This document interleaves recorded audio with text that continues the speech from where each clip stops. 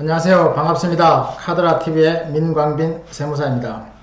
오늘 주제는 국세청 20년 경력 세무사가 알려주는 증여세 추징 사례에 대해서 말씀드리겠습니다. 먼저 증여세와 상속세는 시가평가가 원칙이므로 시가로 신고해야 됩니다.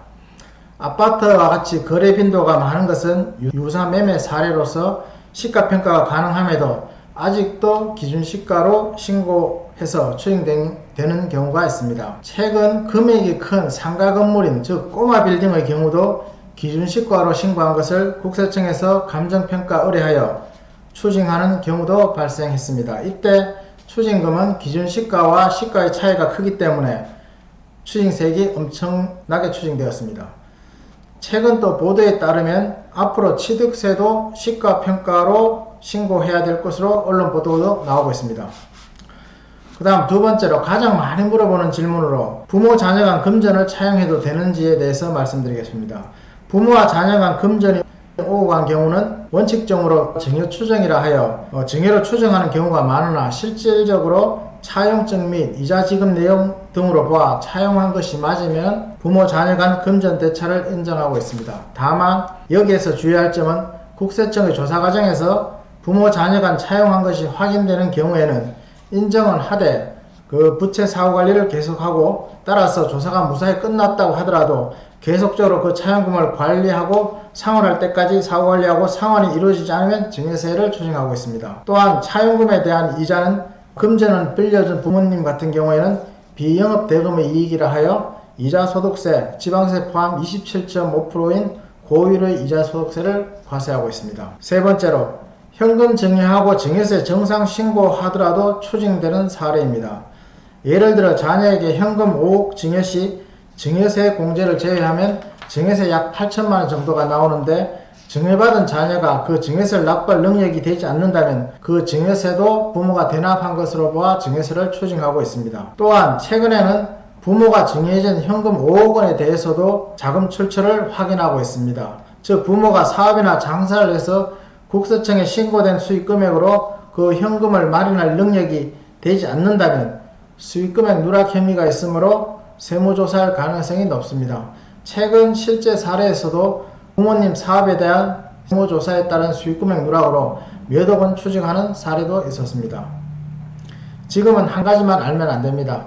국세청의 조사기법이 날로 발전하고 전산화, 진흥화되어 많은 자료들이 축적되어 있기 때문에 증여시 철저한 준비가 필요합니다. 네 번째로 증여세가 과세되지 않는 5천만원을 증여받았는데 증여세 신고를 해야 합니까?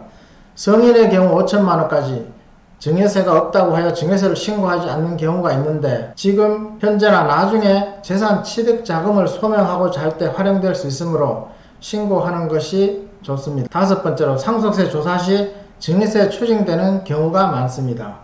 상속세 조사 시 사전증여재산도 조사합니다. 즉 사망일 이전 10년 이내 동안 금융기관 거래 내역을 조사합니다. 대부분 부모님 살아생전 부동산 증여는 증여세 신고를 잘하고 있습니다. 그러나 공장이나 현금으로 이체해주는 부분에 대해서는 신고하지 않는 경우가 많습니다. 예를 들어 10년 전에 증여해준 것이 확인되는 증여세인 본세보다 가산세가 더 많이 나오는 경우도 발생합니다. 즉 증여세가 5천만원인데 가산세는 5천만원이 넘을 수도 있습니다. 절세의 한 방법으로 돌아가시 전 10년 전부터 미리 증여해주는 것도 상속세 절세의 한 방법입니다. 또한 사망일 이전에 급하게 부동산이나 예적금을 증여받는 경우 증여세뿐만 아니라 상속재산에도 포함되므로 절대적으로 주의할 필요가 있습니다. 여섯 번째, 자녀 명의로나 분양권 구입 시 대부분 대출금 차용금으로 구입해도 되나요? 자녀 명의로 아파트 구입 시 아니면 분양권에 당첨된 경우 대부분 대출금이나 부모님한테 차용한 금액으로 구입하는 경우 약간의 문제점이 있습니다.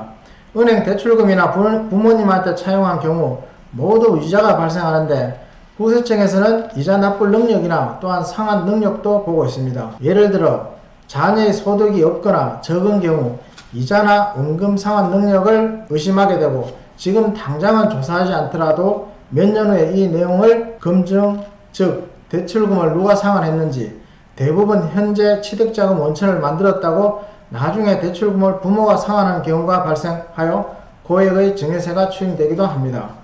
대출금이나 부모님으로부터의 차용금은 계속 전산관리하므로 무조건 이 자금으로 취득장을 만드는 것도 좋지 않습니다. 따라서 처음부터 과도한 금융기관 대출금이나 부모로부터의 차용금보다는 내 스스로의 자금 원천을 미리 만들어 놓는 것도 매우 중요합니다. 7번째, 부모와 자녀 간 매매 거래가 가능합니까?